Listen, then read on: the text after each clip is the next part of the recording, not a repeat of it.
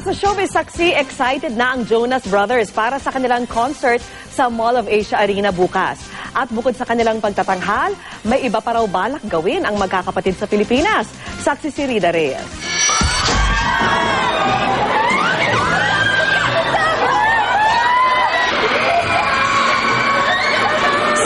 Pa lang, sinalubong na ng tilian ang magkakapatid na Nick, Joe at Kevin ng sikat na American pop rock group na The Jonas Brothers. Kasama nag-abang sa kanila ang kaibigang film and Broadway actress na si Ana Maria Perez Tagle na kasamang magtatanghal sa concert nila dito sa bansa.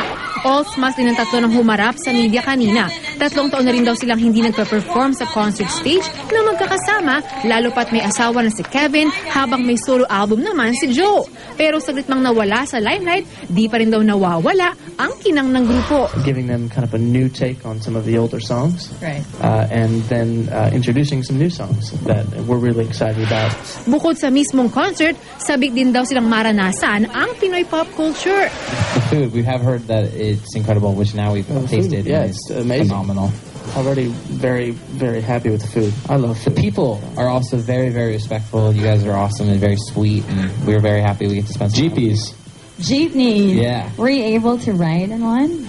Not today. Not yet. It'll happen. Si Joe na ilang buwan pa lamang ng huling bumisita sa bansa para sa isang endorsement, balak daw balikan ng Rizal Park at doon kumain ng halo-halo. The park. Is it? Oh, Rizal Park. Yeah. Oh, nice. In It's Manila. beautiful. A lot of kids running around. Hey, what's the ice cream that has like every flavor in it? Yeah, they gotta try that. It's really good. Ako si Rida Reyes, ang inyong saksi.